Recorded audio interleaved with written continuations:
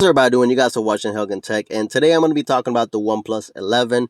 Yes, I didn't say Pro. I don't think they're going to do a Pro variant. I think it's been confirmed. But the OnePlus 11, I'm going to show you some pictures and leaks and all that cool stuff, and I'm going to be talking about it, so let's get right to it. Now, OnePlus 11 has shown all over the place. People have leaked video of it. There was an event not long ago that had like the Motorola ThinkPad phone and the OnePlus 11 and all those cool phones. Some people showed a couple of videos. Here's a video above. It's a very nice looking phone. It's a little too glossy. I'm not sure if they're going to have a matte version, but this version looks extremely glossy. Not a huge fan. The camera bump also looks very weird. The camera layout, the cutout, whatever you want to call it. But very similar device. It still shows that it's going to be a Hasselblad phone. Interesting design. Again, it's going to also come out with the Snapdragon 8 Gen 2 chipset. That's Qualcomm's latest and greatest Snapdragon chip. So I'm not sure what the benchmarks are going to be on it too much. I don't think there's a lot of evidence on it, but I did hear battery life on this thing was very disappointing. Again, that's just a rumor. I don't remember what I saw it from. It must have been somewhere on Twitter, but I heard the battery life is going to be a little disappointing. I will drop all possible links that I got information from down below. If you guys just want to go ahead and skip everything, go into the links and find information yourself, I'm sure you can just go to Google and search things up. But are you guys excited for the OnePlus 11? Let me know. Drop it in the comments. I know a lot of people are very disappointed with OnePlus for some reason, but the OnePlus 10 Pro was a fantastic phone and still is, and you can get it for $599 brand new. One of the best phones around with Oxygen OS 13. Fantastic phone. But let me know in the comments if you guys are interested in this phone. Anyways, the alert slider is making a comeback.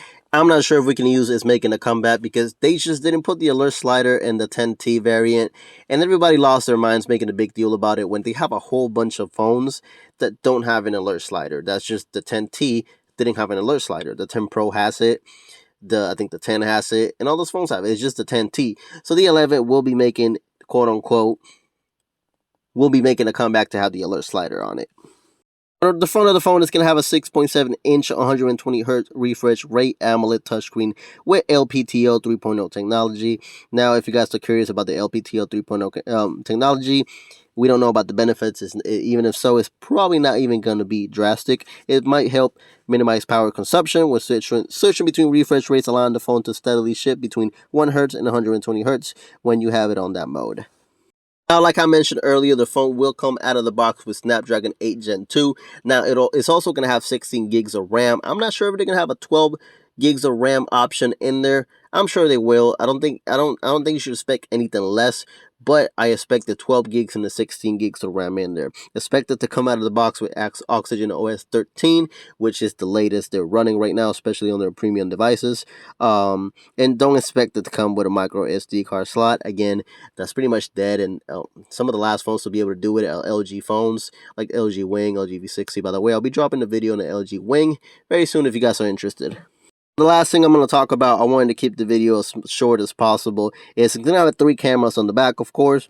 The main camera is a 50 megapixel Sony IMX890. It's also going to have a 48 megapixel Sony IMX581, which is the wide angle camera, and a 32 megapixel Sony IMX709 camera for portrait duties. So it's got some solid cameras. I'm not sure if it'll be a step up. OnePlus cameras are not bad, but they're not the greatest. They're not Samsung level, they're not iPhone level, but they do have really nice cameras. And again, they will continue to have the collaboration with Hasselblad on the OnePlus 11. But one last thing, I definitely forgot. Now, this is 100% the last thing. It will come with a 5,000 mAh battery in there. Again, it's the same as the 10 Pro.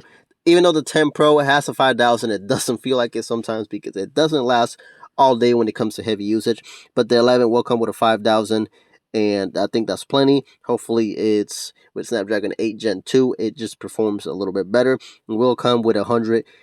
It's supposed to come with 100-watt charging in there and a power brick. But again, got to think of the OnePlus 10 Pro. It was 80 fast charging, and it was reduced to 65 in the United States. So again, the 150 charging was global, and then it was capped to 125 in the US for the 10T.